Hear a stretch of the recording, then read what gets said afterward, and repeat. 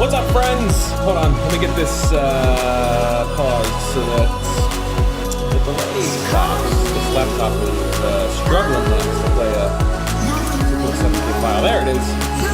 What's up, friends? My name's Aaron Ciotti. Everybody calls me Ciotti. I think the frame rate will fix itself in a second here. Welcome to Sunday Q&A. The plan was to head back to the apartment, but it's hard to leave here. This is Studio 2 at Maggie's place. It's hard to leave here. I enjoy being here more than I enjoy being at the apartment. So yeah, Maggie and I were screwing around all morning, and then all of a sudden it was 2:30. I packed all my stuff up to leave. I and I walked by a clock and it said 2:30. I was like, oh, I'm not gonna make it home in time. I live like 40. My apartment is 45 minutes away from here. So I unpacked all my stuff, and yeah, we're gonna do our Sunday Q&A here. I had to kind of rush through the frame comparisons that we did on Friday's stream, so we can spend some more time talking about these frames. D-Quad actually reached out to me and corrected me on something that we'll talk about. Basically, I'd said on Friday's stream that the D-Quad Mini LRX comes with 20mm standoffs. It actually comes with 25mm standoffs. And then this special version of it that they made these taller 28mm tall camera plates for me for this is on 28mm standoffs. So yeah, one of the things that I really do want to cover today is props in view and durability. And one of the easiest ways to look at how much or how little prop is going to be in view is to look at the relationship between where the motors sit and the front of the camera cage. And or realistically where the mounting points are. But on most of these micro frames, we're using little TPU camera loops, and you can get those TPU camera loops to put the camera a little bit farther back, a little bit farther forward. So yeah, it's not an exact science, but it also bleeds into durability. How the farther forward the motors are, the less chance of hitting the camera. And when you hit the camera, you usually blow it up. You know, the cameras are pretty fragile. So yeah, we'll talk a little bit more about that. That's a big thing that I wanted to talk about the other night that I just completely spaced on because we were kind of rushing through the frame comparisons, since you wonderful people in chat asked like an hour and a half of brilliant questions. And so yeah, maybe that'll happen again today. That's fine. The Q&A is what I'm here for. What you guys want to talk about is what I want to talk about. So the Q&A always comes first on these live streams, and then if there's some time left over, I can cover some stuff that I sort of pick. But yeah, I like to kind of let you guys guide these live streams, which is something that I pretty much stole from Joshua. Because that's the way his Q&A streams have been forever, and they're extremely popular. Apache Smoke, Wounded Sniper, Kevin Sumner, Frank Nicholas, wow, Rectal Cranial Inversion, Freelojo, Rob Axelson, Compost Pile, Blinda123, Matthew Vega, FinFPV. FinFPV edited that most recent flight edit of mine, which is doing better than pretty much any other flight edit that I've put up. So check it out if you haven't watched it yet. It's called You and Me FPV. I couldn't think of a super clever name. You and Me is the name of the song, and that day of flying, it was just Patrick and I. So it kind of made sense, you know, you and me, Patrick and me, FPV. Hey. I think I did post in the Discord though, asking if anybody can think up of a more clever name. I want to say that I posted that in the general Discord. This is my full-time job. The Discord is one of the perks of joining my Patreon for as little as $3 a month. That's 10 cents a day. There's a ton of other benefits. I've got audio versions of these live streams so that you can just listen to them as podcasts. I've got tuning articles up there, the easy way to filter tune, the easy way to PID tune, just like 5 steps. Like do this first step, do this second step, do this first, third step, fourth step, fifth step, and your rig is tuned. Very simple, not getting into the weeds at all. Absolutely anybody can tune both their filters and their PIDs using these methods. If you're already on my Patreon and you haven't seen those articles, they're in Tech Talk. If you're up at the top of my Patreon, there's a little, all the posts I put tags in. So I use the tag Tech Talk, TECHTALK, when it's a technical post. So there's all kinds of good stuff. Make sure you check them out. You'll love them. Some other perks of Patreon are going to be that you're going to get email notifications because YouTube's notification system sucks, so you'll have a much better chance catching these streams. There's also a YouTube playlist here, a private playlist with 80 some odd unreleased edits, half-done edits, raw flights, Patreon-only live streams, all kinds of really good content that you'll get access to as a patron for, again, just $3 a month. I rely on your guys' support, literally. You know, you guys pay my bills, and so yeah, $3 a month is a huge help to me, believe it or not. And hopefully it's a fair amount of money to ask for a lot of content, you know, almost 10 hours of content a week.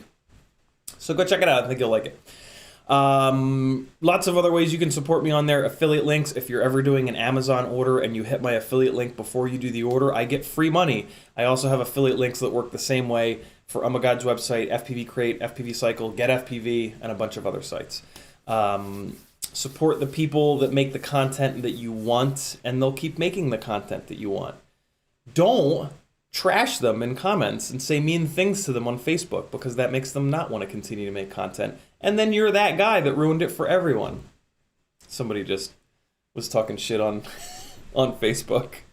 I started to type up this big like response telling them that, you know, like they're the reason that content creators stopped making content and they hurt all the people.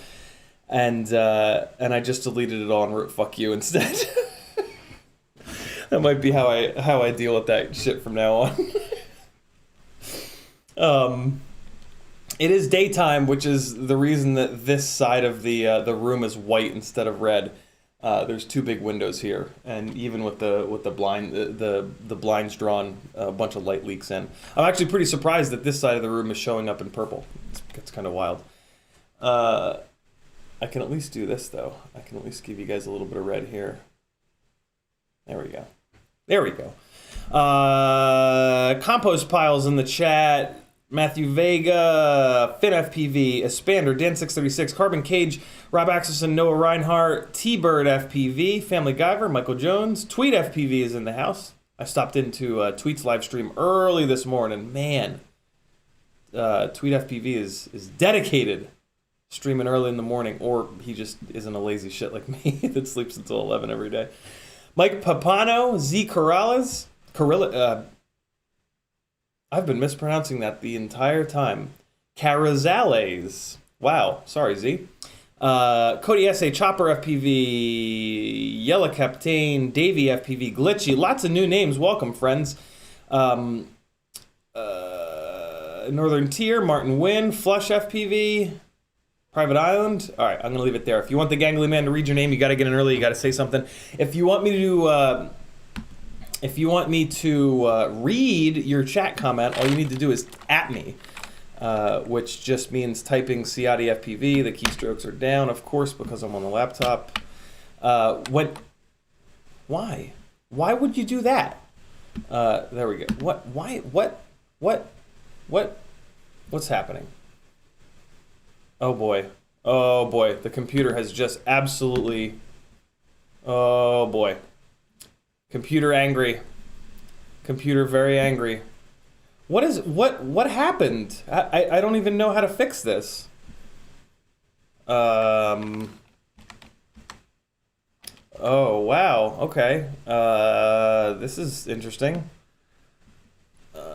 Okay. Well, when you tag me, I don't know why the laptop monitor has done this weird thing here, but oh boy. Oh boy. Here we go. Here we go. If you @tag me, it lights up in orange, and I know that you're talking directly to me. Wow, okay. And here we go. The frame rate has absolutely lost its mind. Wow, okay. Let me see if... Oh, boy. Oh, boy, the computer's so angry. It's so incredibly angry right now. Why did it... I've never seen this happen before. Oh, man, come on. Hold on. Sorry, guys. Patchy Smoke Wounded Sniper says, good morning, afternoon, and evening, FPV fam. 10 points for anybody that can figure out what movie that's from. Kevin Sumner says, gonna be out with the family, just dropping by to say hello. I'm gonna call rectal cranial inversion RCI. RCI says, hello collective. All right, let me see if I can fix these displays. Nope. Wow, what the hell happened here? Let me try to mirror the displays for a second. We'll see what happens. All right, and now let's unmirror them. Nope. Wow.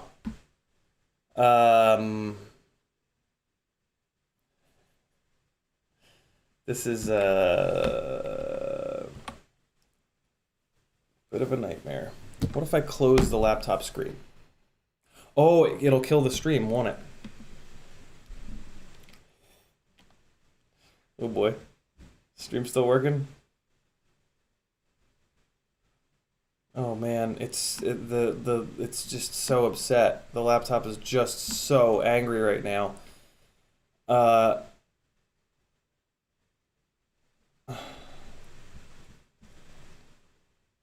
Hold on, guys.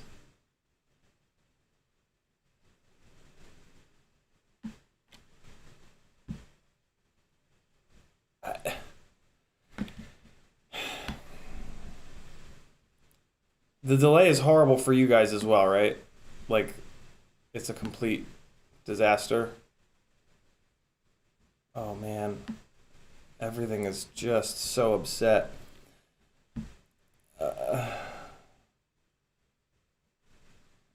Oh, and I can't bring the dock up. Oh wait. Oh. I was just zoomed in. Although there's still this horrendous delay. What's I just didn't zoom it back out all the way for the record. But there's this crazy delay. What the hell's going on with this delay?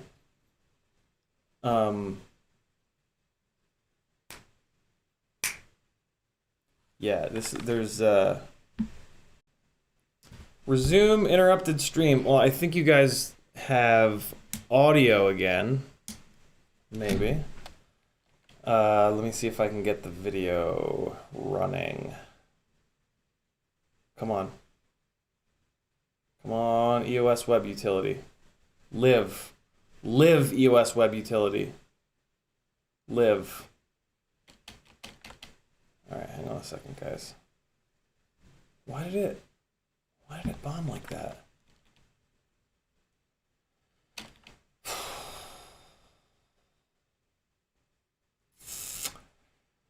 Well, you know, now it really is a podcast.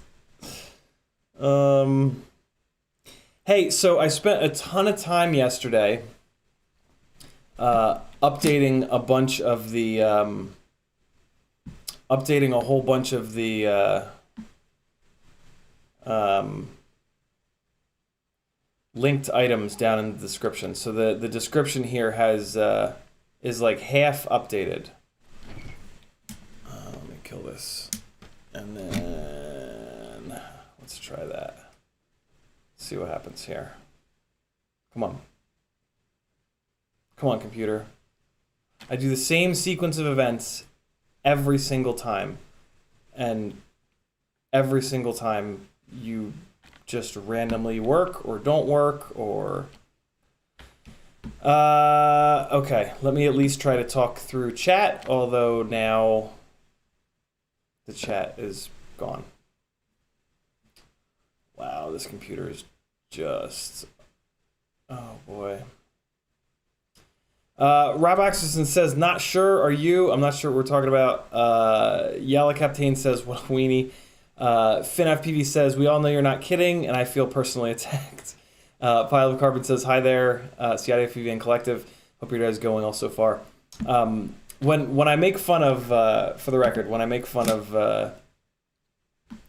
Hypersmooth, it's in a freestyle setting. Like, Like I truly do think that Freestyle should be should not have hypersmooth on. But that's just me. I've spent a long time learning to be smooth on the sticks. Let me try to quit out of OBS because not having video is kind of insane. Be right back. Hey, now we've got video, but the delay is even worse. Oh, wow. Wow.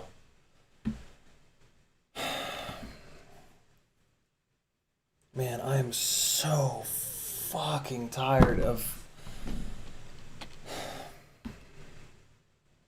technical problems. Now OBS is acting up. God damn it. Come on, man. Come on. I'm sorry, guys. I don't know. I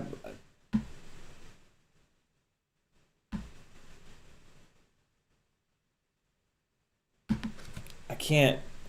I can't do anything.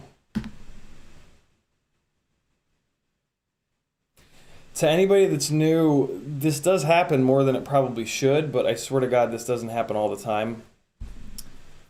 Or does it? God, this is fucking embarrassing.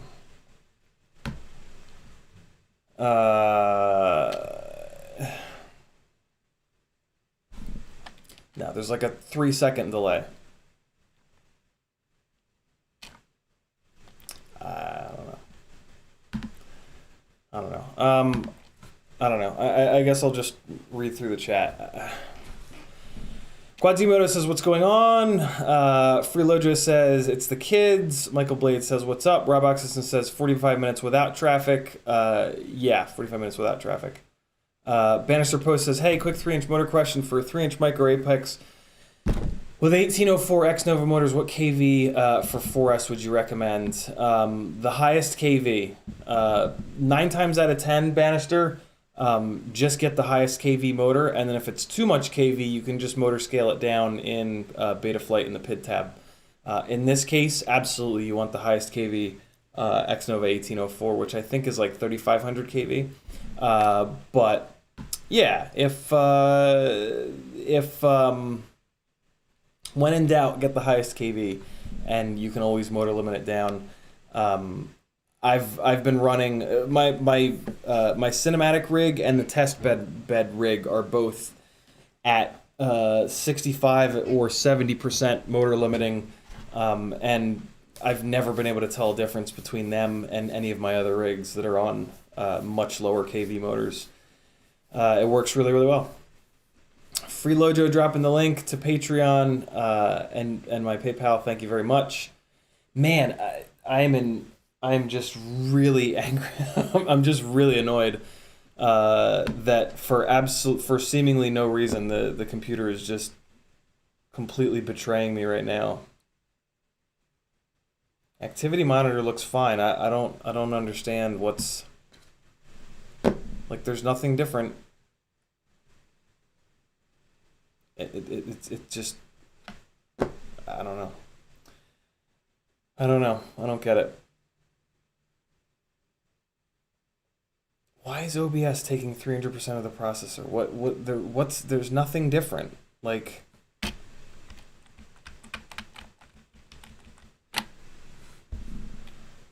and I've restarted OBS twice. I don't know. FPV Kevlar says, what's up? I already said that. T-Bird says, that's sweet. You and Pat, Maggie, better watch out. Davey FPV says, should I change to BT 2.0 connectors on my Mobile 6? I think so. The difference is wild. In any case, which battery should I get? Thanks. There's only 3 battery options, Davey. There's a Beta FPV 260, which is okay. It's a little bit lighter.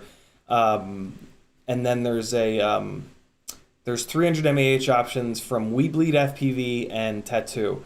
And from what I keep hearing, they're exactly the same. So either one of those will be totally fine. Freeloader dropping the Patreon link. Thank you, dude. Chuck King says, what weight are your ripsqueaks averaging? Anywhere from 240 to 270. DJ CJX is in the house. He says, yo, dude, long time. Yeah, it has been a while, brother. Glad to have you back. You know, some things never change. None of my technology ever working. Mr. Huggy says, maybe you should have got an M1 MacBook instead of the Mini. I wouldn't have been able to afford that. You know, it's like twice as much. And yeah. FPV Kevlar says, what's up? Demenis says, what's up, party people? Chris Croft says, is the Mac running hot so it's throttling the computer? No. Nope. Activity monitor just looks like it always does. It's just, you know, it just wants to be a dick for no reason. Freelojo says, this is fun. I'm ripping a bowl for you. Freelojo says, delay is gone on my end. Matthew Vega says, I have a bunch of 1105 5000 kV motors from a dead toothpick. What frame could I put them in that would be less floaty and more like a 5-inch rig? Just heavier. You just want to make it heavier, Matthew Vega. The toothpicks are so floaty because they're so light. So I mean, like you could build a toothpick and then put like a really heavy battery in it, and it would feel better. 1105. Oh my God! I'm gonna close the OBS window because the delay makes me want to scream. I'm sure it makes you guys want to scream too, but if I can't see it, maybe I won't be so angry right now. 1105. Similar to 1204, 1303. I think your best bet would actually be like a ripsqueak frame with 2.5-inch arms, just like this one right here that maybe we'll look at in a little bit, maybe not. I don't know. We'll see. Yeah, ripsqueak frame, either V1 or V2. The V1 is better if you want to put a Runcam hybrid in it, but those motors aren't really going to love carrying the extra weight of a Runcam hybrid. So yeah, ripsqueak V2, you know, the V2 is better for non-Runcam hybrid setups. So like ripsqueak V2 with these thinner 2.5 millimeter thick 2.5-inch prop arms. They also sell a 2-inch prop arm. I would say get these arms, and then if you want to run a 2-inch prop, you can. If you want to run a 2.5-inch prop, you can do that as well. That would be my suggestion for those. Good question, Matthew. Frank Nicholas says, seriously, try closing Chrome web browser. If I do that, I'll lose the chat. So I can't do that. Athix says, restart PC. Yeah, I was thinking about it, but I don't know.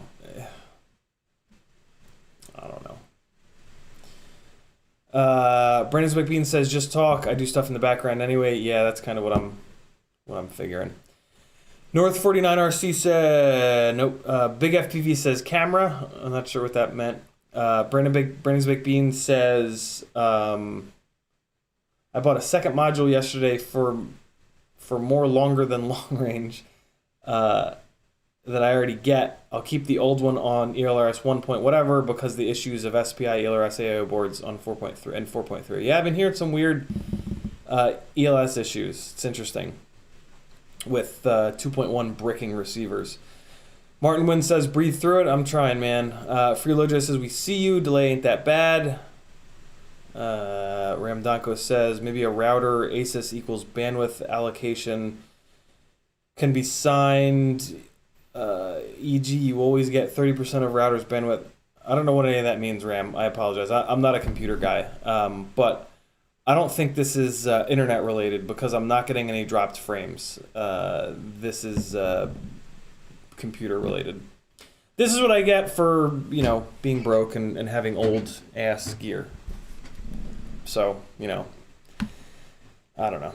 Dan Richmond says, I have a motor with a magnet that slides down below the bell a little bit every few flights. What do I do? Glue, will that throw off the balance? It's a cheap 2507.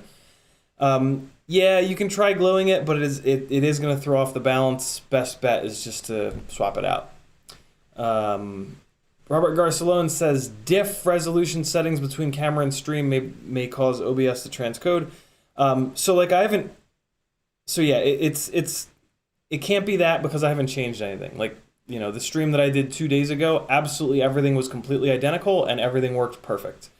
You know, I turned off OBS and now I restarted OBS and, you know, but this is streamer life. This is how it works. Like every single streamer deals with this. There's no rhyme or reason. There's no troubleshooting it. It's just, this is just the way that it is. It certainly doesn't help me that I have very old stuff. But yeah, this is what it's like to live stream. If you guys ever live stream, you'll get to experience this, and I will pray for you. Freelodra says, what would you build with 1202 10,000 kV motors? 1202. 1202 is a pretty small motor. 1202 is going to work best on a 2-inch tri-blade. And there aren't many 2-inch frames out there. You can probably move to a 2.5-inch bi-blade. So that would probably be your better bet. Look for like a 2.5-inch toothpick frame. I think Happy Model has one called the Crux, if I'm not mistaken. So yeah, that's what I would do. But a 1202 is going to match up well with a 2-inch tri-blade or a 2.5-inch bi-blade. CMYK is in the house. S. Grace says video is good now.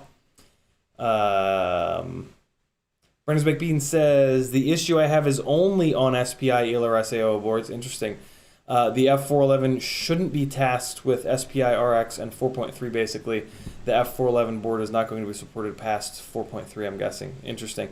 Yeah, I noticed that on the with the F411 board on this toothpick, the CPU usage is a lot higher than I've seen in a long time.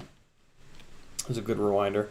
North 49RC says, I'm so broke I can't even afford to pay attention. Demenis says, did anything update in Switch settings to default? Nope, nothing has changed. Nothing has changed. I'm very careful not to ever change anything. Like I'm kind of insane about not changing anything because of all these problems with live streaming. So, yeah. Monadurson says, technologies makes fools of us all on the regular. I'm glad it's not just me. And I'm caught up on chat. So let me see. Let me pull up my. Let me pull OBS back up, and see if maybe the delay is not so bad. Nope. Nope. It's still terrible. What's it like for you guys? Is my mouth like is my mouth way behind the audio? I'm assuming it is. If it can't even get it right in the little viewfinder here, it certainly can't get it right sending it out to a bunch of people. Man. Slide by FPV says, what flight controller should I get for a 65 millimeter? In what motor should I run, or should I just buy Biden Fly? I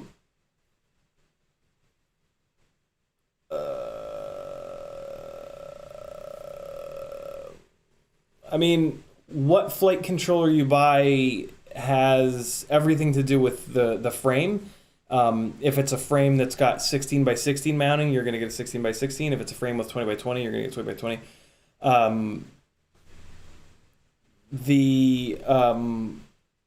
Yeah, I mean, the flight controllers are all pretty much the same. Down in the description, I have updated the flight controller section. So there's a couple of the flight controllers that I think are the best down there. But yeah, flight controller for the most part doesn't really matter. If you if you get one, you want to get one from like a name brand, Flywoo, Gep RC, T-Motor. Try not to buy them from like, yeah, brands that you haven't seen before, brands that are only sold on Banggood, for example. That's not a great idea. So yeah.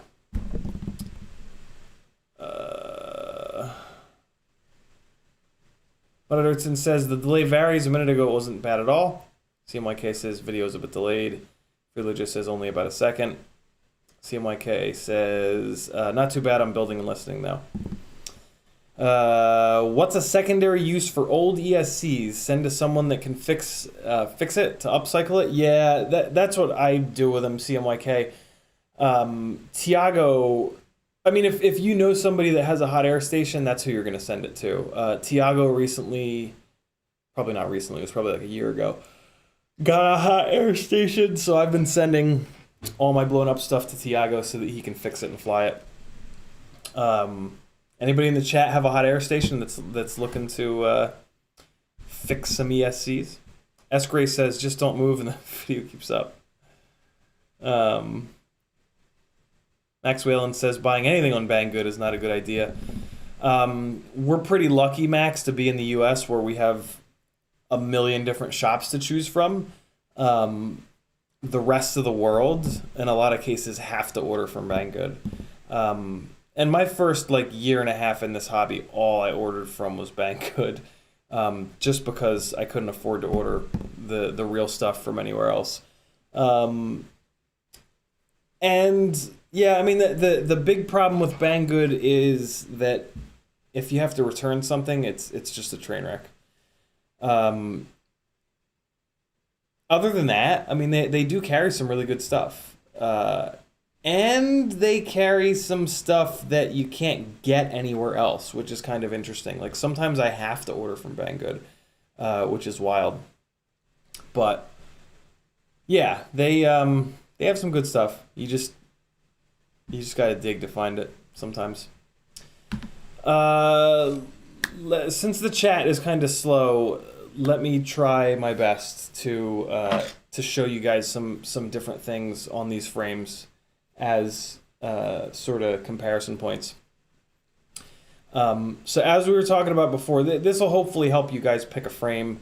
Although I don't know, there aren't a lot of options that are really good, and we talk about them quite a bit. So again, if you're trying to figure out how much prop is going to be in view, or how durable the frame is going to be on the camera, the best thing that you can do is just take a look at where the motor mounts are in relation to where the camera is going to mount.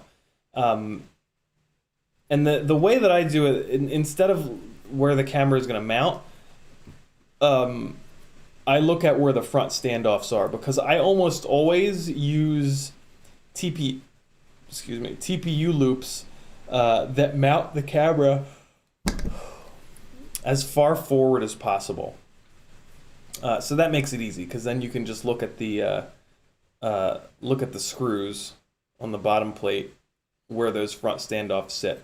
So the ripsqueak geometry here, and I mean, if you want, you can also like put a straight edge on there. And for a straight edge, you might as well use your phone with a cool kill-all carbon phone case, available from Teespring over on CiottiFPV.com. Yeah, so you can kind of like take a straight edge and look at how much of a gap you get there between the front standoffs and the front of the arms.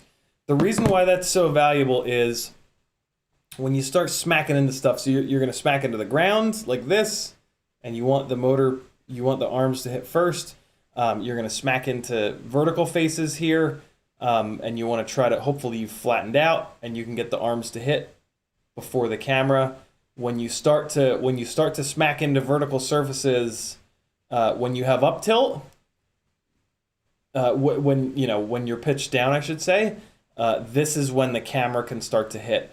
With a little bit more nose down, the battery will actually hit, right? The battery is going to be sitting up here. So hopefully the battery will hit. But there's an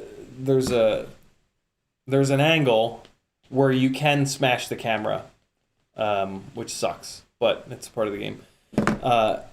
The farther out the motors are, the more props in view, the more durable. So it's a little bit of a yeah. There's a little bit of a sacrifice there, one versus the other. So the Rip Squeak has, you know, an amount. This is about the normal amount. This is sort of the best mix of durability and not a lot of prop in view. You can also, to get props out of view, you can also do different things like mounting the camera, the HD camera up higher, for example. You know, the RunCam Hybrid puts the HD camera lens like right here, which is pretty much in line with the props. So that's, you know, the worst case scenario for props in view. On the Rip Squeaks that I have with the Insta360 Go mount, the camera sits up here, farther away from the prop, so there's less prop in view with the camera sitting up here. Now we look at, so we'll take a look at my prototype frame here. This is a little bit less of a Squished X frame. Yeah, this is a little bit less of a Squished X geometry. Hopefully you can see it there. And the nose on the canopy is a little bit shorter on my frame here. So as you can see, there's a much bigger gap between the front of the standoffs and the front of the arms. But that's also because of the arm design. I've got these great big devil horns on this rig, and on the Rip Squeak there's not. So the devil horns definitely make that, and this is another thing that I like about the devil horns is they're gonna hit much earlier. So like when we do that same test here, right? And we look at like when the camera might be able to hit on this frame, the battery, like once you get to this point where the camera might be able to hit, the battery is actually going to hit. So in my hopes with this frame geometry is that the camera never hits. The arms take the hit when you're flattened out, and then when you start to push in pitch forward, the battery hits first. That's my hope. I don't think that there will be that much more prop in view. So to tell how much prop is going to be in view in this scenario, you want to look at the motor holes. You want to look at where the motor holes are sitting. So I've got the front standoffs lined up, and as you can see, the motor holes are kind of in the same spot. See that there? So, in theory, this frame won't actually have much more, if any, prop in view, but it will crash better because it's got more carbon up in front here to take the hit. I usually hit vertical stuff. I don't, well, that's not true. I hit the ground a lot. But when you hit the ground, the arms almost always hit first. It's how a frame crashes on vertical surfaces that, for me, has the most impact on how durable the frame is, like how often I'm going to be fixing that frame. I break a lot of cameras. I send stuff right up the middle on frames a lot, and I blow up a lot of cameras. I probably have like 10 or 15 blown up RunCam Micro Eagles. So yeah, and then so then we take a look at the D-Quad Mini LRX, and this has a little bit of a different philosophy. The arms are pulled down, and the motor mounting is pulled down here. So what this frame will give you is no props in view, which is really, really nice. I really like that, and I'm really looking forward to that about this frame. The trade-off is that you have a little bit more of a chance of the camera hitting. See what I mean? There's almost no gap between the front of the arms and the front of the canopy. That being said, this uses vertical carbon plates, so the mounting here, I should say, the mounting points here for the camera are a little bit more inboard than the little TPU mounts that I usually put on these rigs with just standoffs without the vertical camera plates. So this will potentially tuck the camera in enough where it doesn't take a lot of abuse, but I am pretty sure that the camera lenses are still going to be hanging out a little bit. You can't tuck the camera in too far because then it's going to conflict with the stack, or you'll start to get standoffs in view. The front of the quad is just a smorgasbord of like, change this to improve this one thing and it makes this other thing worse. So it's just this constant seesaw back and forth. So yeah, I mean, the best case scenario would be to pull the camera into the cage as much as possible, right? But pretty quickly when you do that, you get the top of the standoffs in view. And that looks worse than prop in view because you can't hide this. You know, this is opaque, fully opaque black carbon fiber. You can't hide that. Front propellers, you can get them in neutral gray and they all but disappear. So yeah, a little bit of a different philosophy here, but if you don't want props in view, this frame is going to be beautiful for that. So yeah, that was kind of the big thing that I sort of wanted to cover, that I was really upset that I didn't talk about on Friday. What other questions do you guys have about these frames? Because that was, we talked about like single 20x20 mounting versus dual 20x20 mounting. We talked about how, my frame here, that's in like ultra prototype phase, this won't be available for a while. But this frame is really kind of specifically designed for analog with a RunCam hybrid, because that's the formula that I think makes the best 3-inch freestyle rig. So yeah, I designed this frame very specifically to only accept a 20x20 stack in the middle, hopefully the perfect amount of space up front for the RunCam hybrid, and then just enough space in the rear for an analog VTX and receiver of your choice. So yeah, my frame is going to be really, really, really specifically built, but that's important. There's like 3 inches really difficult to build, and it's not to build, but 3 inches difficult to get the performance out of that we get from 5-inch, and that's been the goal for me for a long time. And in order to do it, you kind of have to have a frame that is specifically built for a setup. On 5-inch, like the glide frame, for example, you can do all kinds of different stuff with the glide frame. You can put a Vista in it. You can put the 1-watt HD0 in it. You can build it analog. You can build it with tall standoffs, short standoffs, all the way down to 15 millimeters. They're very versatile. With 3-inch, because the 3-inch prop size is nowhere as efficient as 5-inch, and there's been a lot less R&D done on 3-inch than 5, so we don't have as good electronics and motors and props and stuff like that. It's way harder to have a frame that's really versatile, that can be built in a bunch of different ways. I think the Ripsqueak actually does the best job of that I've ever seen. The Ripsqueak frame is really very configurable. My frame is not. It's a lot more locked in and like specifically designed for a setup of parts. Luckily, that setup of parts is, in my opinion, the right setup of parts for an absolutely the most gnarly possible 3-inch freestyle rig that gets you the best possible HD footage. So yeah, it's a pretty specific build. If down the road this frame gets made, don't play that game of, oh, I'm going to build it different than Ciotti. Do yourself a favor and build it the way that I build it, and you're going to love it.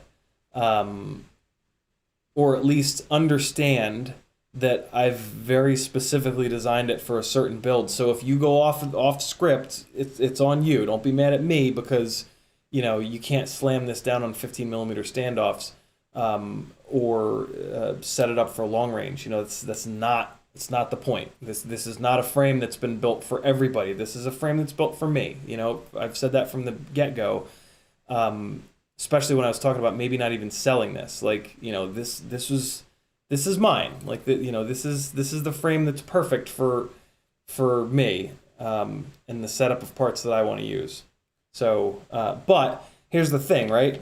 In my Fiverr build planning sessions, the folks who have gone with build setups that are very similar, if not identical, to the way that I build stuff, like my Ripsqueaks, for example, they fucking love them. CMYK is one of them. He's got like 2 or 3 Ripsqueaks built damn near exactly the way mine are. Patrick as well. He's got 2 identical Ripsqueaks built almost exactly the way mine are.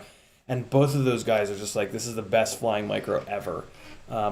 You know, go figure, right? Like I've been R&Ding micros for the better part of 5 years.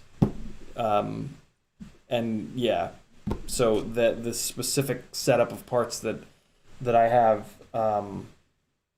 just works really well. Pilot of Carbon says, what batteries do you use on your 75mm 1S Whoop? Newbie Drone Nitro Nectar Golds, the 250s and the 300s on the PH 2.0 rig. And then on the BT 2.0 rig, I run the Beta FPV 260s. I don't love them though. And I run the Weebleed FPV 300 mAh BT 2.0s. Those are the same exact battery as the Newbie Drone Nitro Nectar Gold 300s, but with BT 2.0 instead of PH 2.0. The other really good 1S Tiny Whoop battery is the new Tattoo 300 mAh, which comes with BT 2.0. Freeloader says, unless you put your phone in your back pocket, then your phone probably isn't as flat as it looks. It's flat. Yeah, it sits on the desk. I mean, I do put it in my back pocket, but it is flat. It sits on the desk perfectly flat. This case, these phone cases from Teespring they're the kind of cheap plastic cases that you see in like kiosks at malls. So that might be what you're seeing. But yeah, the phone sits totally flat. I make it a point not to like slam down on my phone when it's in my back pocket, or like sit on it really hard in a way that would make it bend. Brandon McBean says, could you talk about your camera settings on the GoPro? How do you check your levels if you use manual settings? So I don't use manual settings because it's, in my opinion, it's just kind of a recipe for an entire day's worth of wasted footage. I lock the ISO as low as it'll go. So that's 400 on the Session 5, which is what 99% of my flight footage has been filmed with. Or I forget what it goes down to on the Heroes. It might go down to 100 on the Heroes, but I lock the ISO to as low as possible, and then it still has a little bit of room to move. But I don't want the ISO to be able to go up to 800 or 1600 or anything like that, because it starts to look like hell and it gets really noisy and it's just disgusting because it's a small little sensor in there. So my recommendation is always to lock your ISO as low as it'll go. That'll also force the camera to open the shutter speed up for as long as it can, which will give you a nice motion blur. I don't lock the shutter. I'm going to start locking the shutter on, well, on cinematic gigs, I'm pretty, I just talked to the director of photography to see, I just have a discussion with them about what is this? Is this a music video? What's the mood gonna be? Is it a dark, grungy mood? Is it a bright kind of mood? And that kind of, and then I'll just set the shutter speed on the back of the GoPro, and I'll show it to them, and I'll kind of move it around and get their okay, so that they're the last one saying yes or no before I put it up in the air. For freestyle, I typically don't lock the shutter. I typically leave the shutter on auto because flying freestyle is a super dynamic situation in terms of lighting. So you go to do a power loop and you point the camera completely at the bright ass sky. And if you have your shutter locked and you have your shutter set to expose the ground, when you do that, there's a chance that it's just going to be completely blown out white. And I don't like the way that that looks. Some people are okay with that. Some people really hate when the GoPro adjusts, because it adjusts a little bit slowly from light to dark. I don't actually mind it. So yeah, I for freestyle, I leave it on auto and I let it adjust. So when you look up at the sky and during a power loop, it's gonna bring the exposure down so that you get a nice blue sky with maybe some clouds. And then when you snap down and look at the ground again in the end of the power loop, it's going to be a little bit too bright, but then it's going to bring everything down, and you're going to it's going to properly expose for the ground. Then maybe you fly inside of a building or something, and now it's an even lower light situation, right? So now it can expose, it can open up a little bit more, slow the shutter speed down even more, and potentially get you a little bit of light, a little bit more light. Best case, also on the Session, which is my main freestyle camera, there's no viewfinder. Yes, you can do it in the application, but it's annoying. So yeah, auto shutter works really, really well 99% of the time. But if you're doing cinematic stuff, I do recommend that you lock the shutter because it's a nightmare for the editor when the GoPro starts to change shutter speed, because they don't want that. They don't want the light levels to go up and down like that. So they then have to put in keyframes and up and down the exposure, and it just sucks. I'm having to do that a bunch in the football edit, which is why it's not up yet. That's what she said. And it sucks. So yeah, I'm gonna be better about locking the exposure. Although I don't know if I'm going to be better about it, because it's something that I thought about it on that day. Like that day, I specifically thought, like, do I want to lock the shutter? And I was kind of like, well, I'm going to be flying all around and looking up at the sky, looking down at the field. I was like, I can leave it and it'll be fine. And it was fine. The guys that got the footage, it was, and used the footage and edit, they loved it and it was great. But now that I'm taking all of that footage and chopping it up into an edit, there's bound to be a couple little spots where the exposure change doesn't look great. But I mean, it's not the end of the world to keyframe and move the exposure up and down. And then white balance, I always lock because you never want your white balance to change halfway through the battery, in my opinion. So the white balance I always set to, usually I set it to daylight, but I think I might actually start setting it to cloudy. It doesn't really matter because you're going to change it in post anyway. But if you lock your white balance to cloudy, then on a cloudy day, everything will be neutral white, neutral grays, no blue hue to them. And then on a sunny day, everything will be a little bit warm, which kind of looks nice. Whereas if you lock your white balance to sunny, then on a sunny day, it's going to be neutral, which is fine. But then on a cloudy day, it's going to look kind of blue, which I like the look of blue less than I like the warm look. Like, you know what I mean? Like, I would rather have it locked on, cloudy and get a warm, and when it's not right, it's warm, versus locking it on sunny, and when it's not right, it's blue. That's just me, though. Some people like that blue look, and I don't hate that blue look. The blue look really kind of sells like rainy, gloomy, cloudy, right? Like it kind of makes sense. And then you just fix it. If you don't like it, you just fix it in post anyway. But I try to get the GoPro settings, I try to get camera settings as close as possible to right, so that, like, for example, if I want to just pull footage directly off the GoPro and just throw it up on Instagram, I want it to look as good as possible. So it's and you know, they're like the running joke in all of videography and photography is, oh, just fix it in post, fix it in post, fix it in post. You know, who cares? Just get the image, get the film, and then we'll make it right in post. Some people have missed the memo on that being a joke. Like, it's and a lot of people believe in that as gospel. And that's not good. Like, it's not good to fix everything in post, because there's certain stuff that can't be fixed in post. Specifically, like mixing light temperatures. Like, so as an example of this, right? So this is now daylight balanced light. So is this. So these two light sources, you can see, so this little light here, this is daylight balanced, but this is a much cheaper light. So it's less daylight balanced. There's a little bit of a green. I don't know if you guys can see it, but there's a tiny little bit of a green tint on this side of my face from this light. Whereas this is like a $20 LED light.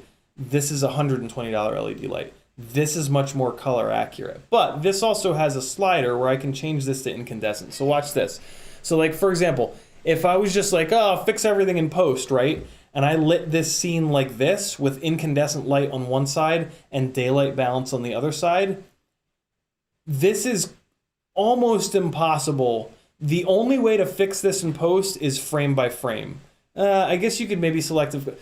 I'll just put it this way. This is a nightmare to fix in post. This is a really good example of why you don't just fix everything in post. You take 5 extra seconds to try to get the goddamn camera set properly so that it collects the best possible. Oh, that was the wrong knob. No, it wasn't. There we go. Yeah. Get your camera settings. Pay attention to camera settings and try to get them right. Don't just fix everything in post, because there's going to be a situation where it bites you in the ass, or you're not going to be able to pull footage directly off of your GoPro into your phone for Instagram, and that's just silly. Give yourself options to just get it right in camera. Get it as close to right in camera as possible. When there's a situation where you can't get it right in camera, then you can fix it afterwards. But give yourself a fighting chance,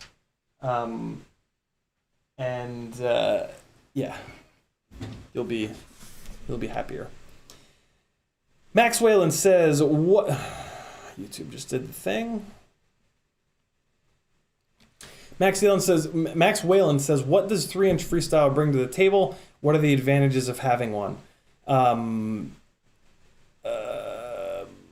mean, all of the advantages of smaller, lighter weight stuff, right? It's quieter, it's less dangerous, it changes directions quicker. Yeah, all of the standard reasons to build a micro. You know, every single reason that there's ever been to build something smaller than 5-inch, that's what 3-inch Freestyle brings to the table. It will probably never fly as good as 5-inch, because it'll just never catch up. Like 5-inch has had a very deep development cycle over the last 6 or 7 or 8 years. 3-inch will just never catch up. Not to mention that more people still fly 5-inch Freestyle, so 5-inch will continue. You know, if the development cycles and like the amount of development that we've put in, if this is 5-inch starts going. You know, so there's like a couple years of that, and then I, you know, 5 or so years ago, I start pushing micros really hard, and they start doing this, but it's just gonna be like this forever, you know, like micros are never gonna catch up. And as a matter of fact, it's probably going to be like this more, because again, more people are still really paying attention to 5-inch Freestyle and flying 5-inch Freestyle. So it's going to continue to get better and better and better.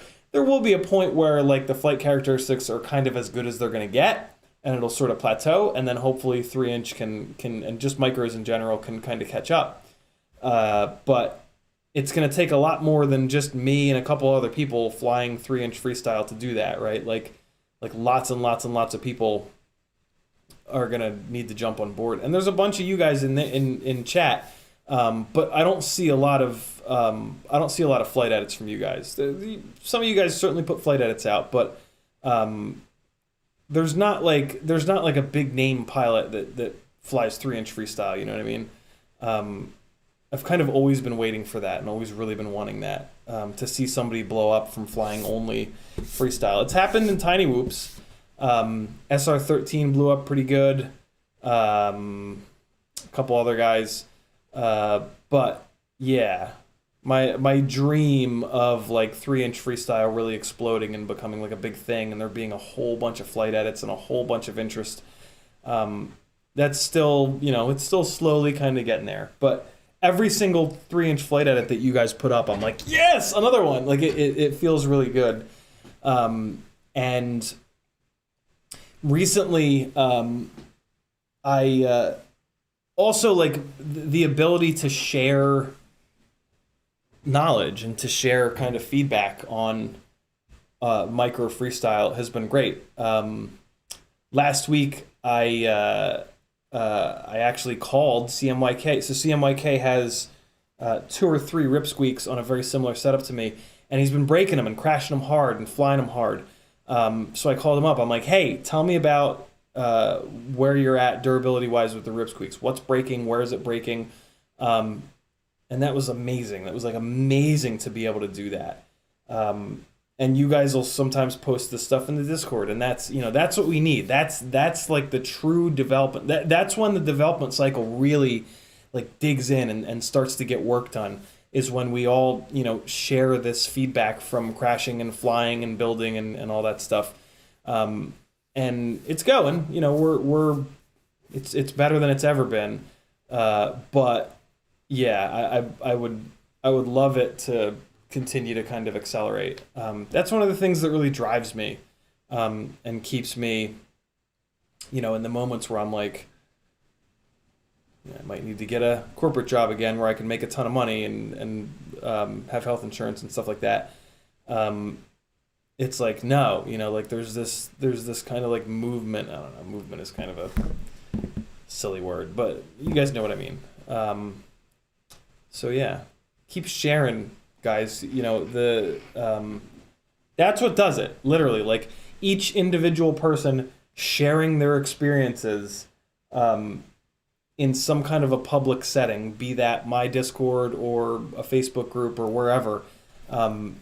That's what pushes these things. And when you share, just try to share as much info as possible, right? Don't just share, I bought a rip squeak and it broke. That's useless, right?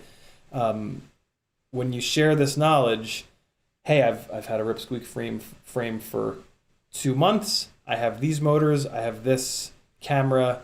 The all-up weight is this. I fly it with these batteries on these props, and I've broken 3 left front arms. Like be very, very specific. That's the kind of information sharing that actually helps. I have a rip squeak and I broke an arm. I don't know. Did you put 2306 motors on it and the all-up weight is 500 grams? Well, if you did, yeah, that's why it broke an arm, right? Like that. Without enough data, feedback can pretty easily be worthless. So don't do that. Take an extra 4 seconds to talk about your setup, what happened during the crash, whatever. Just type a couple sentences. Don't type 1 sentence. Type 2 or 3 or 4 sentences. It helps. And it'll come back to you. That couple extra seconds of time that you spend will help other people learn, and then those people will follow suit, hopefully, and do the same thing, and then it'll come back to you, and then you'll get better quality feedback from other people, and the whole community of us will accelerate faster to figure these things out and get these micro rigs flying as good as they possibly can. But like I said, we're close. A lot of the limitation has been equipment based. We haven't had good quality motors. We haven't had good quality frames. Eventually, when we did get good quality motors, good quality frames, they weren't designed in the best way, or they just had like glaring problems with the design. We've now got a bunch of really good motors. Bunch of them are linked down below in the description. We've got some really good frames, and we've got the RunCam hybrid, which is pretty amazing, and we've got the Insta360 Go 2, which is wild. So yeah, like we're getting there. Also, you know, stuff is like forever. Things get miniaturized, and these rigs are pretty mini. So, you know, as time moves on in the world, things miniaturize and the quality of miniaturization improves, blah, blah, blah, blah, blah. CMYK says, absolutely love these Ripspeed micro rigs. I'm very thankful to you for sharing your vast knowledge with us. Thank you, dude. That means a lot. I appreciate that. Big FPV says the delay has gone back to normal. Not quite. There's still like quite a big delay. But it's fine. Whatever. We'll get through it. I might end this one early because I'm just incredibly annoyed. I'm still angry. I feel a lot better talking about this stuff, hanging out with you guys, but I'm still just, I just have this base level of frustration right now from it. Just makes me really, it's just so annoying that like I very specifically don't change anything, and yet every single time I turn OBS on, it's just a shit show of randomness, of just things failing and just not, like as long as I can troubleshoot stuff, like I'll get a little bit upset, but then it's like, oh, cool, I can at least troubleshoot it and figure it out. Live streaming is not like that. There's a lot of things that just can't be troubleshot, and you just have to eat it. And that drives me insane. Robert Garcelone says, for analog freestyle, 1.7 millimeters or 2 millimeter lens, or do I get one of each to try? So unfortunately, every single camera from every single different camera manufacturer has a different lens to sensor distance. And that means that the millimeter of the lens doesn't really mean anything. So the only way I would be able to answer that question is if A, I knew what camera you were talking about, and B, if I have used that camera a lot with both lenses. That being said, a 1.7 millimeter lens is going to be wider, a 2 millimeter lens is going to be narrower, and the lenses are pretty cheap, so get them both and just see which one you like better. For a long time, I flew 170 field of view on my glides, which was a RunCam Micro Eagle with an RC25G lens. 170 is very, very, very wide field of view. That helped me out with a lot of this sideways sliding shit that I do and a lot of the backwards stuff that I do.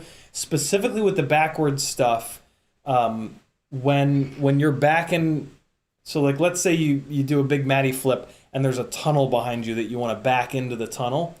The wider your field of view, so you're backing up into the tunnel and there's the entrance to the tunnel here. As you back up, the wider your field of view, the sooner you're going to see your reference point on the side of the FPV view to make any kind of a change that you might need to make.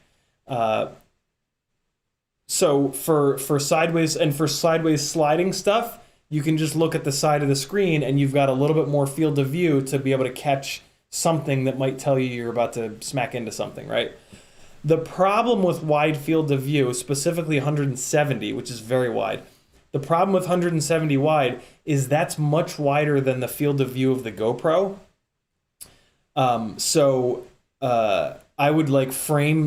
I would frame something up like on the bottom of my field of view, and then when I would look at the GoPro footage, half of it would be off the bottom of the frame. because GoPros are about 150 field of view. Yeah, nowadays I fly 150 field of view. So 150 versus 170, so this is 170, this is 150. The other cool thing that happens when you narrow the field of view down is it's like putting on a pair of binoculars. You can literally see farther ahead. No, you can't literally see farther ahead, but you have more detail of what's farther ahead. So shooting gaps becomes a little bit easier, for example. But the main reason that I did it is to match my FPV camera field of view up with my HD camera field of view, which is not a terrible idea. You know, if you're flying for the footage, you could argue that you absolutely want to match up your FPV field of view with your HD field of view.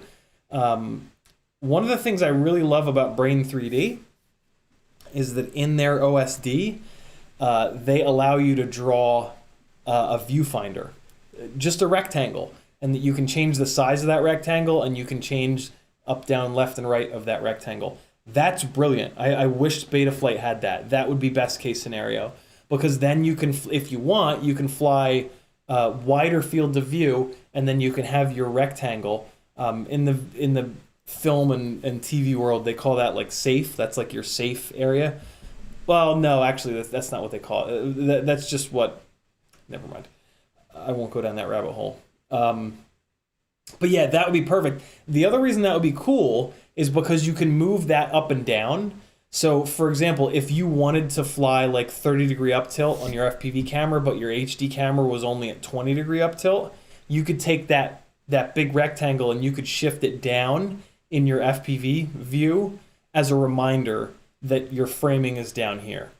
But yeah, unfortunately, those Brain FPV boards use gyros that are not as good as the MPU 6000.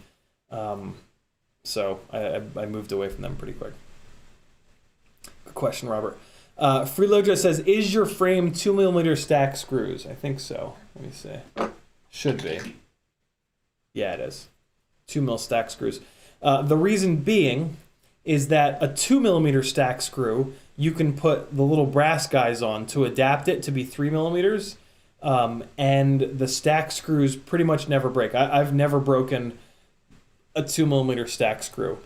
So it's lighter, you can adapt it to be M3, and what I'm assuming you guys know is that an M3 you can't adapt down to M2.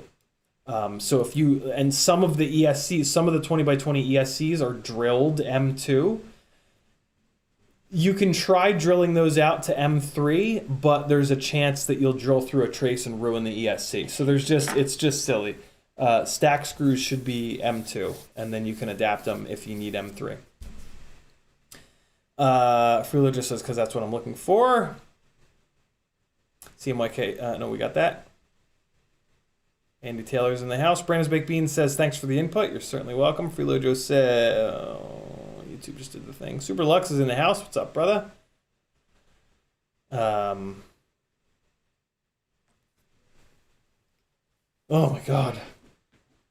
This delay, man. This delay is really testing my lack of patience.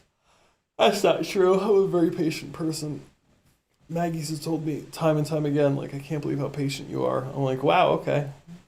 At least I'm patient with certain things, because I'm not patient with FPV stuff. Or computer's not working. Freelojo dropping a link to patreon.com. Oh, that's true, Freelojo. There is a tech tips over on the Patreon channel with my GoPro settings. I think there's even a tech tip with my RunCam hybrid settings. Don't quote me on that, but there might be. If there's not, bug me and I'll put it up there. Although I'm still playing around with RunCam hybrid settings. More info to come on that. Freelojo says, I'm with you on the 3-inch power to weight at just sub 250 is the perfect for me learning. We can get, we have motors available now to give us 10 to 1, 11 to 1, 12 to 1 power to weight ratio on Freestyle 3-inch rigs. That can be done pretty easily, actually. The Toka 1505s, on the Dow 3028 prop, that will give you every bit of power to weight ratio that you can get on a 5-inch freestyle rig. What we don't have quite yet is the durability. That's the one thing that's still lacking, specifically on micro motors. The X-Nova 1804s are, and the reason for that is almost all of the micro motors have 2 millimeter motor shafts below the bell, and that's where they break, is below the bell or bend. And that's not enough. They need to be 3 millimeters. The one magical motor that we've got that has a 3 millimeter motor shaft and is hilariously durable is the X-Nova 1804. Let me rephrase that. That's the motor available that also runs smooth. There are a couple of other motors that have 3 millimeter motor shafts, such as the Emax 1606 and the RC and Power 1506, I think it is.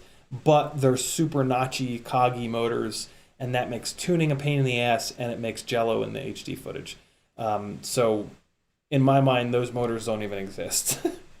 But yeah, the X-Nova 1804 is nice and durable, but 1804 is a little too big for 3-inch sub 250.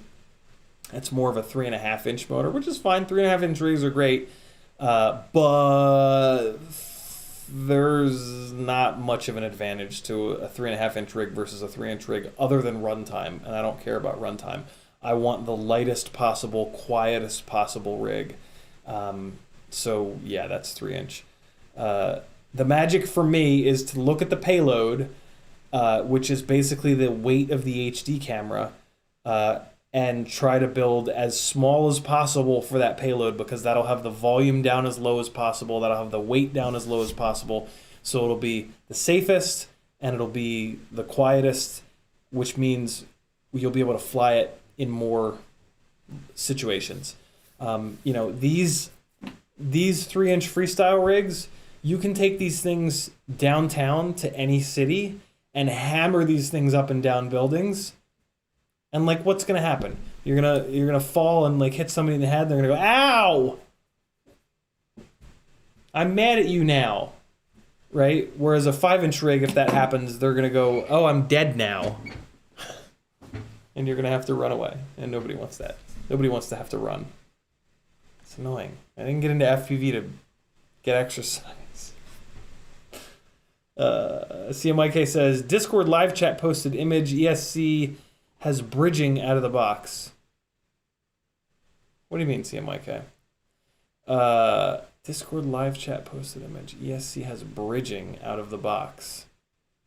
That doesn't sound good. I haven't had the Discord. I closed Discord because I was thinking maybe that was... Oh, boy. I shouldn't have opened Discord.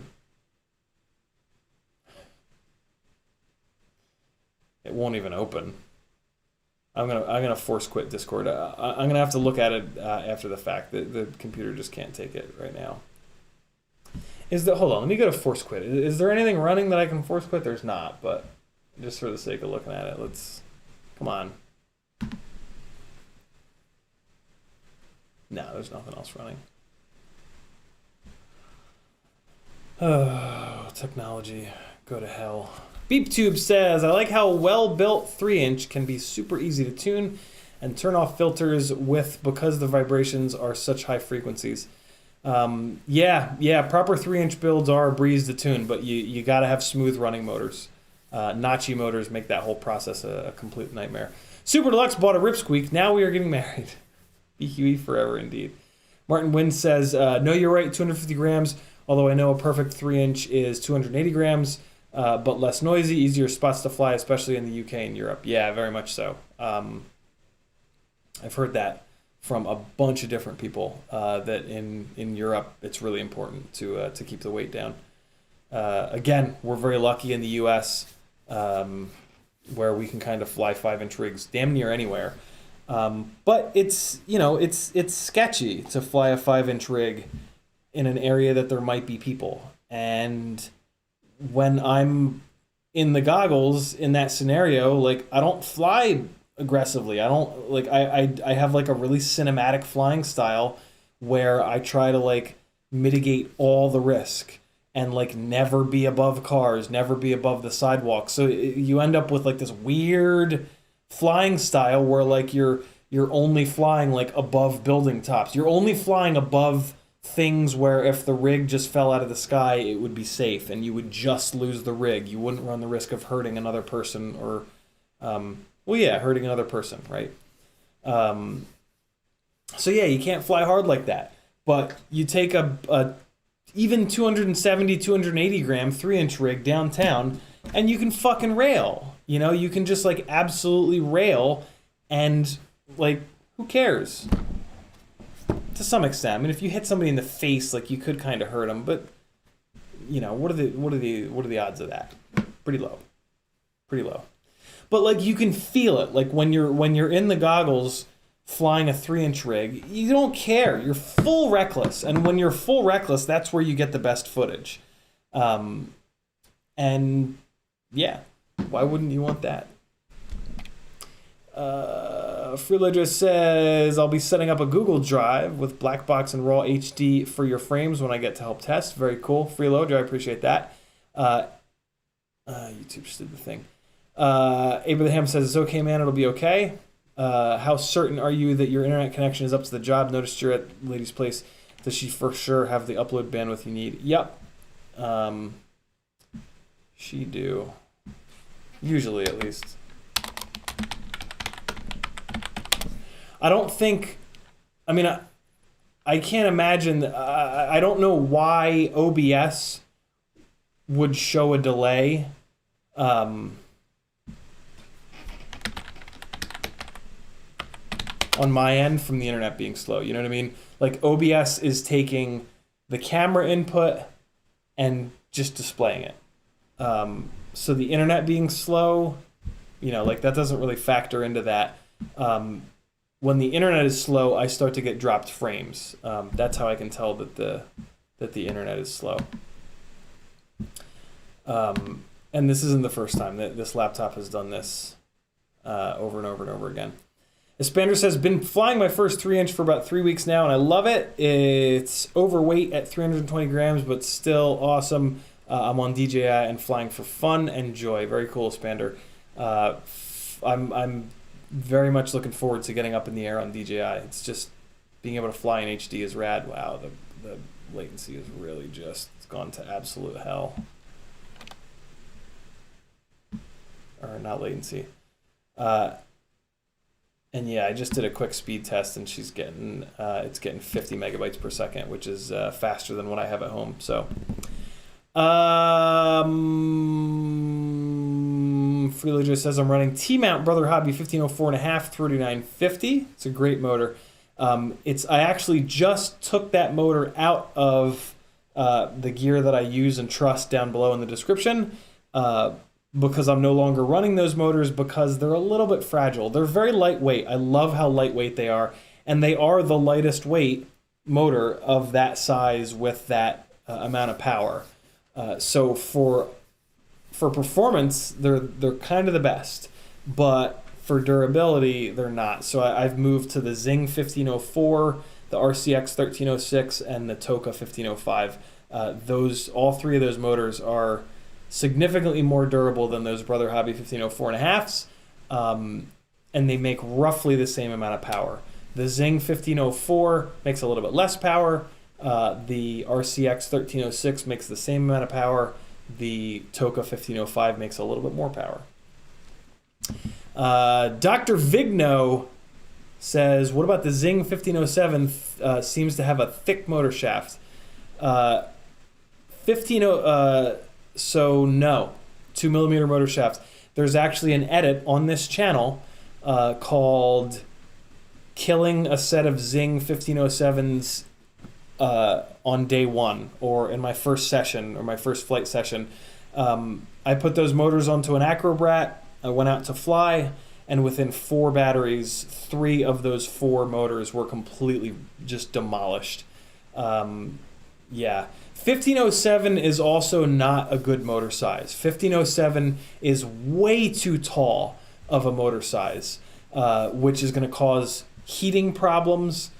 Basically, in that the motor is going to run really hot, and when a motor runs hot, it becomes very it loses any sense of predictability, because when it gets hot, so like you dive into the throttle, the motor's going to overheat and it's going to lose a bunch of power.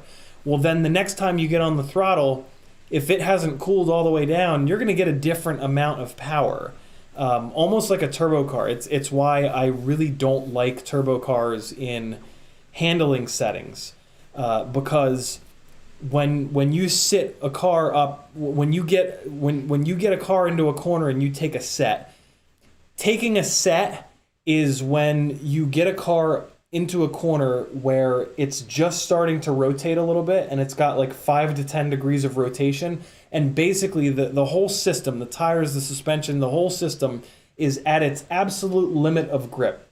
And when the whole system is at its limit of grip, if you add a little bit of throttle through the rear wheels, it'll start to slip. If you remove a little bit of power from the rear, it'll tuck back in. A turbo car, when you try to play that game, you push the throttle pedal down 20%, let's say.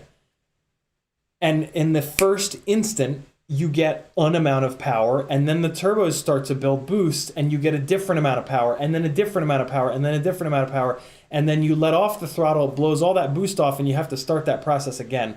So you can't, with turbo cars, you can't really dance. It's more like you kind of have to wait until the exit of the corner and then get on the throttle and let it rocket you out. Turbo cars are much better in straight line situations.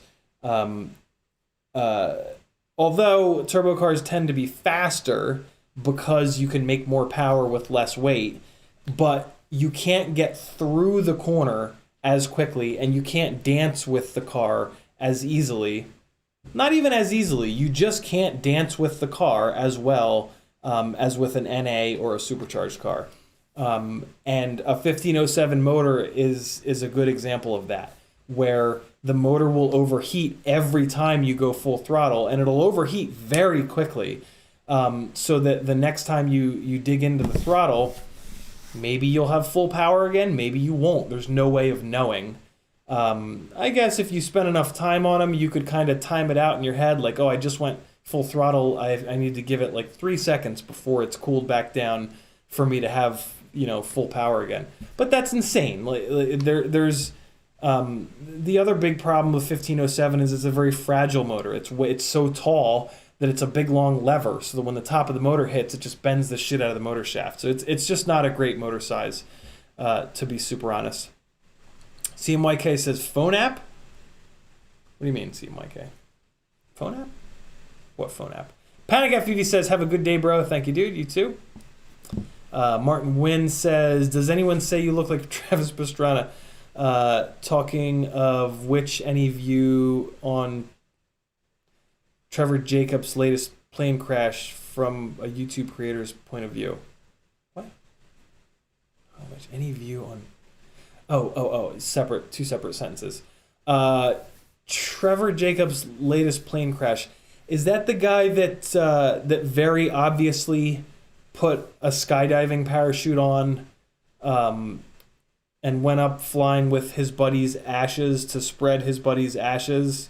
But in reality, it's very obviously he had a plane that was jacked up that he wanted to crash. Is it that guy? It's that guy? Abraham, Abraham says yes. Yeah, I mean, it's pretty obvious what he did, right? The FAA, I have a feeling the FAA is going to come down on him like a nuclear bomb. And I don't know, I think maybe they have the right to do so. Because, on one hand, yeah, he was in the middle of nowhere, right? But, there's hikers in the middle of in the middle of nowhere, right? So, and if you're out hiking and you get hit in the face with an airplane, you're dead. And that guy, that could have happened. Somebody could have gotten hit by that airplane and killed. So, yeah, yeah. I hate to say it, it sounds terrible, but I do kind of hope that the FAA just annihilates his face, because it's so obvious what he was doing. Like everybody and like all of the other hobbyist pilots that have like, done reaction videos to him, they've all been like, every single one of them that I've seen, they've been like, yo, this is like so obvious.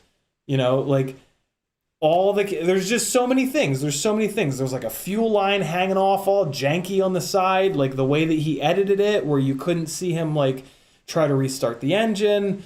The way that the propeller, he waits until the propeller is spinning backwards to get the best possible shot of him jumping out. He's got both cameras on this side of the thing.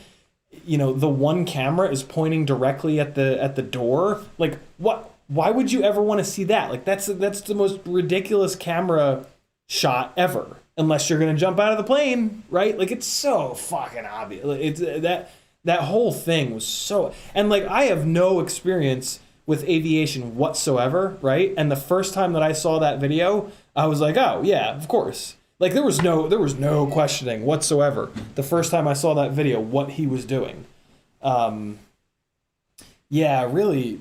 Really like bad, all done in bad taste. That's scary. I mean,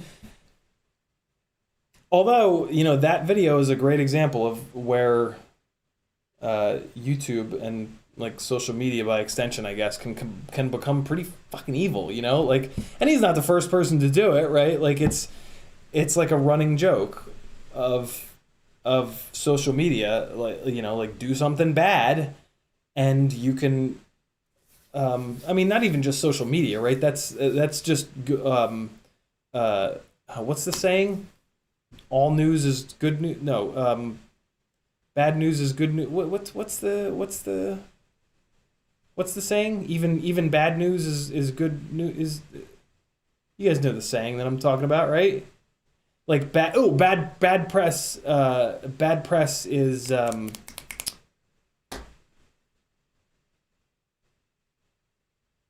bad press is still press. I don't. That's not it. No such thing as bad publicity. That's pretty much. Or if it bleeds, it leads. Yeah. It's stuff like that. Yeah. That's it. You guys get it. So yeah, I don't know. All publicity is good publicity. Yeah, I can't remember the exact saying that I remember hearing, but it's all the same thing. Dingles says, is there a general consensus about which is better, 2.1 millimeter lens or 1.8/1.7 millimeter lens? Dingles, believe it or not, I just talked about that 20 minutes ago, probably about 20 minutes ago in this live stream. Somebody asked a very similar question, and I talked through that for probably 5 minutes. So yeah, rewind a little bit, and you'll get your answer. There's not like a straight answer. It depends. It depends on what you prefer. It depends on if you're getting HD footage or not. It's a pretty personal decision though. The lenses are cheap, so get both the 2.1 and the 1.8 or 1.7. Put them on, see which one you like better. For the most part, whichever one you like better is the one that you want to run. Also, take a look at which one do you fly better with. Fly a bunch of batteries with each lens. Review the footage. See which one you're flying better in, and try to eliminate as much placebo as you can. Try to eliminate like if it was different days and you were feeling better one day than the other. But yeah, it's a pretty personal decision. Martin Wynn says, did anyone... Oh no, we got that. And no, nobody's ever said that I look like Travis Pastrana. Matt Anderson says, that's the dude. As a full-size fixed-wing pilot, it sounds to me like he's full of crap. Yeah, I mean, there's... I don't think there's any arguing that he's full of shit, right? Like, I don't think there's any chance whatsoever that was legit. I mean, from like the ad read at the beginning for like Rhino wallets or whatever the hell it was, every part of it was total nonsense. Yeah, he has the wrong parachute on. It was so obviously a publicity stunt. So I don't know. We'll see. He has probably made so much money from this that even if he gets handed out a big fine from the FAA, it'll probably still have benefited him, which is super annoying. Hopefully, hopefully the community will I was about to say hopefully the community will kind of punish him for that, but at the same time, he didn't like strangle a baby. You know what I mean? Like, yeah, he could have hurt somebody, but like, we're allowed to make mistakes, right? Like, maybe he just really desperately, we don't know, right? Like, maybe somebody in his family has some illness that needs to be cured and he needs a whole bunch of money right now, right? What if that's the case? FAA is still going to destroy him, but like, what if there's some great reason that he had to do that? Not great reason, but you guys know what I'm saying. And yeah, we're allowed to make mistakes. To err is human. To really fuck things up requires a computer or two. That's a sign that my dad had hanging on the wall of the basement all when I was growing up, which I always thought was great. It's the sign says to err is human. To really mess things up requires a computer, and then my dad added in or two. Yeah, it's and it's important to fail. It's important to make mistakes. We don't learn when we succeed. We only learn when we make mistakes. Making a mistake that can potentially kill someone else, that's not great. It's not a great thing to do, but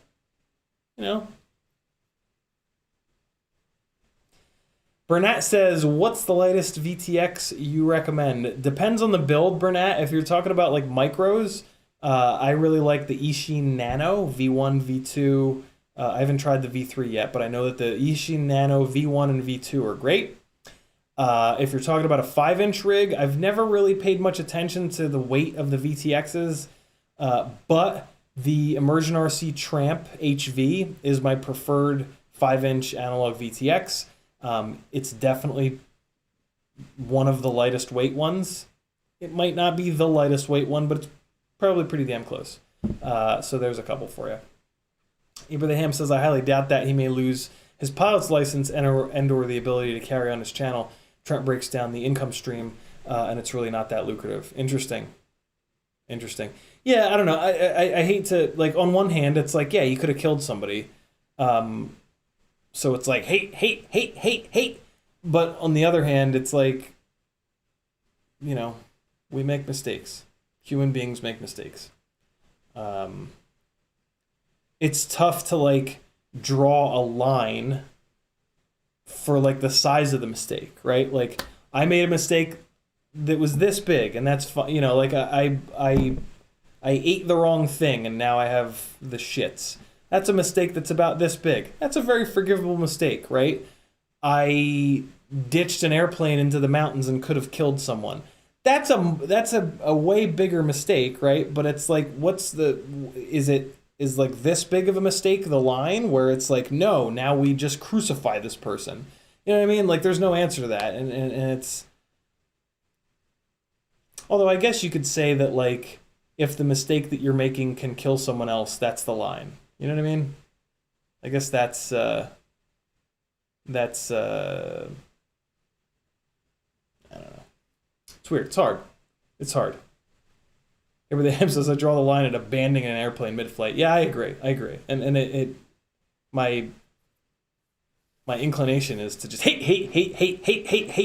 I hope he burns. But I don't know. Maybe I've made a mistake that could have killed someone. Probably. I've probably done something dumb enough in cars, being obsessed with cars, that could have hurt somebody. I like to think that I haven't, because that's something that's kind of always it's always been on my mind. Like, whenever I did sketchy shit in cars, there would always be the thought process of like, all right, is there any chance that anybody else could get hurt? I was always willing to put myself in risk, but I never, ever wanted to put anybody else in risk.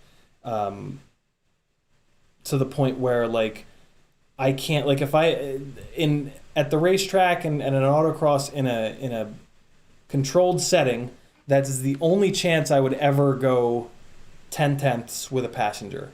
In the mountains, in situations where it's not, where there's any actual danger to the passenger, it was like I'm never able to push beyond like 6 or 7/10 because it's just not fair, Like it's plus the person in the passenger seat would usually throw up if I went beyond 6 or 7/10 because not having control is another level of fear. But yeah, Burnett says VTX is for a 3-inch baby tooth. Yeah, Ishin Nano is what you want. It's the cheapest, and it's just great. It is 4:49. If you guys have any last-second questions, hurry up, because I'm going to shut this thing down. Oh, look, the delay is gone. Nope, still there. I'm just getting used to it. The delay is the best that it's been the entire live stream, though. That's very frustrating. Hold on, let me fire up the Discord. We'll see if there's anything in there. Oh, what did I do that for? Now the delay is jacked again. Oh, man.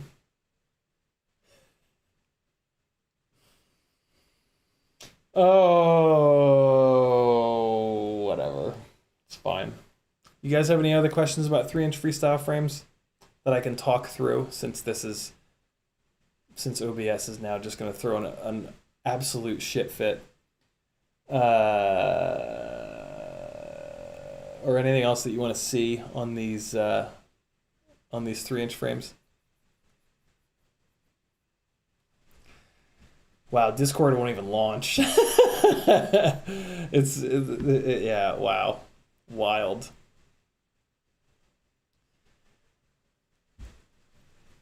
Come on, man. Please. Please. Wow, Discord finally came up. S-Gray says, I think he meant to say, if it's one thing Ishin got straight, it's their VTXs. All of Ishin's video stuff is amazing. Mike Papano, great point. Mike Papano says, we've all done things we look back on and regret. The punishment for this guy should deter anyone else from doing crap like this. Very, very, very good point. Yeah, like when a big mistake is made, it's kind of important to punish the shit out of that person publicly so that nobody else does it. Especially when it's like publicity stunts that pop up on social media, right? So yeah, that's a really, really, really good point. I think it's really important. Yeah, that when people do dumb shit, they get properly punished so that everybody else knows, like, hey, I can't do this without getting just demolished.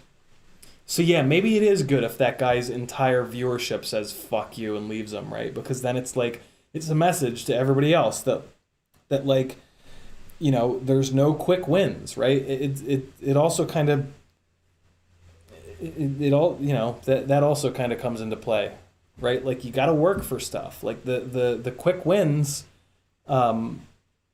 typically are, gonna bite you in the ass. Like if you want, I don't know. You guys know what I'm saying. Northern Deer says, go drink a beer. I'm going to drink a couple tonight when I get back to the apartment. Yeah, Discord won't even... I can't even open up a text channel in Discord. It's just jacked up. I'm going to wrap this one up. I don't see any last... Family Guyver says, are any frames a dead cat style? The closest to that is the D-Quad Mini LRX. This is bordering... It's not dead cat. It's a squished X geometry, but the whole point of dead cat is to pull the front arms, to pull the front motors down far enough where you don't get any props in view. That's kind of the only reason for a dead cat frame, to be honest. So yeah, this D-Quad Mini LRX frame is your best bet for a 3-inch dead cat frame.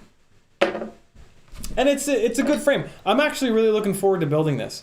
There's a lot of things about this frame that I like. I like the battery straps. I like the size. It's got the rear 20x20, so a Vista should fit perfectly in here.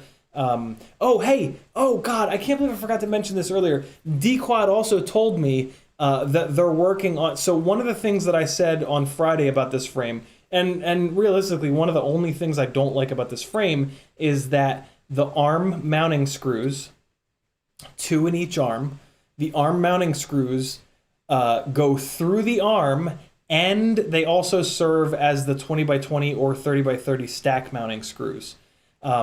Typically, you want to try to isolate the stack mounting screws from the arm screws because the arms get all kinds of vibration in them, and you want to try to isolate that vibration that's coming through the arms from the 20x20 stack. D-Quad is working on it. D-Quad is working on a different arm design that will isolate the stack mounts from the arms themselves. So that's great. BQE has done that on the Ripsqueak. The arms mount, there you go, the arms mount up here, and then the 20x20 stack mounts here to the base plate. Ryan Harrell also did that on my frame here. It's hard to see, but this little cutout here is where the 20x20 sits. So the 20x20 stack mounting is isolated from the arms themselves. So yeah, it's super cool that that D-Quad is working on that. If I don't know, there's a lot of things that I like about this frame. It's a little heavy though. If the weight comes down on this frame, if we could get a little bit better motor protection on the ends of the arms, and if the stack mount screws were isolated from the arms, I very well might run this frame. Although I don't know, now that I have my frame, it's kind of like silly, but to not really focus on my own frame. But yeah, it's a really good frame. I'm really impressed by that frame. It's definitely one of like the top 3-inch frames out there for sure. I would say like maybe top 5.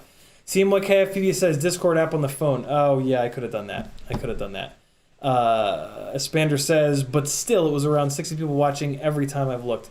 Yeah, you guys are the best, man. You guys are awesome. All right, friends, check out the most recent edit. FinnFPV did it. Hire Finn to edit your footage. He's really, really, really good. And his prices are very reasonable. He will make you look like a better pilot than you actually are, and then you will have something even better to show to people in your life and impress them. So yeah. Abraham says you made a frame link. Super, super, super prototype. It's not. It won't be available for sale for a long time, but it does exist. Ryan Harrell did the bulk of the design. But I also had some help from some of you guys. So yeah, kind of a collaboration frame, but hasn't been built yet. I don't know. It might not even fly. There might be a resonant frequency that on idle, it just explodes. I don't know. I have to build it. So we'll see. Realistically, this won't be available for anybody else for at least a month or two, at least. And then that's just going to be another prototyping phase. If there's any production run of this frame, it'll be this summer at the earliest. So don't definitely don't hold your breath, but it's coming. It'll exist. Like I was talking about earlier in this live stream, though, this is a frame very specifically designed for a RunCam hybrid, a 20x20 stack, and analog.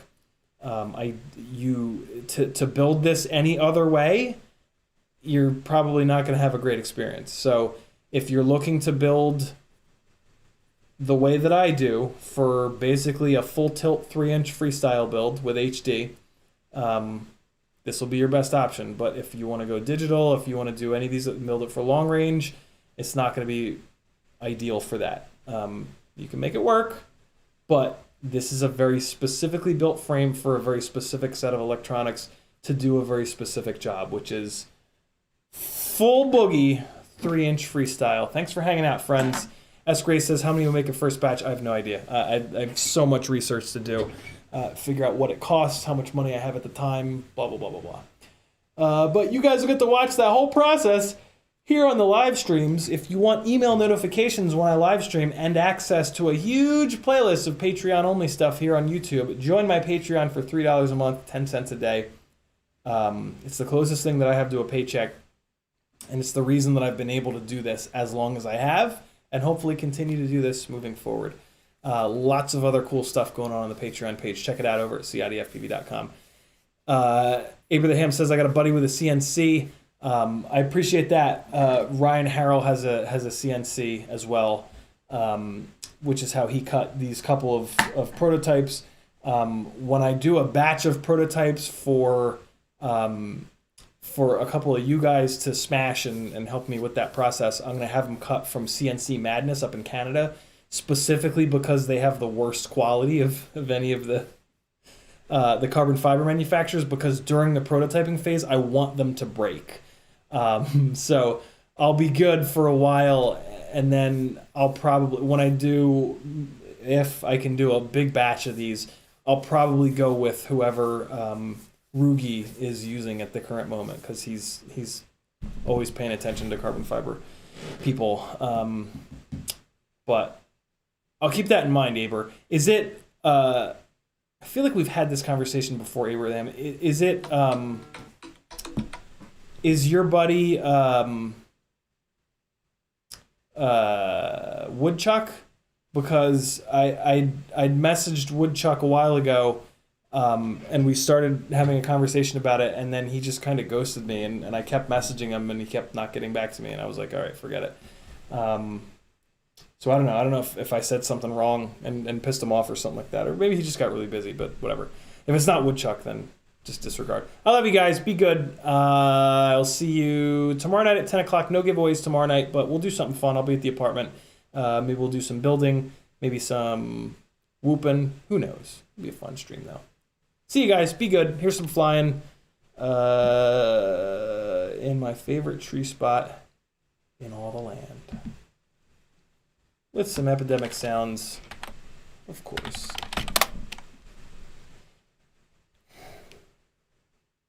Come on, computer. You can do this. You can do this. Right. Not Woodchuck? Okay, cool. Oh, man. Well, this might be like 1 frame per second, but whatever. Here it is anyway. Love you guys. Be good. Later.